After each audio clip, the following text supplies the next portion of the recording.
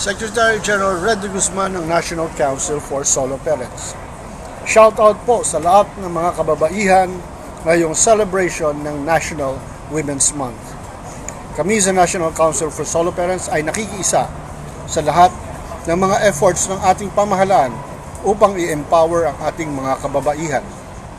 Ngunit kami rin ay naniniwala na ang tunay na empowerment ay hindi lamang ang pagpapalakas sa sektor ng kababaihan, kung hindi ang kilalanin ng lahat ng mamamayang Pilipino ang karapatan ng bawat babae sa ating lipunan.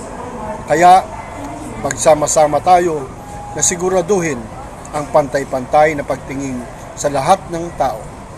Muli, Happy Women's Month sa lahat ng ating mga kasamang Pilipina na patuloy na lumalaban at nagtataguyod ng kanilang mga pamilya.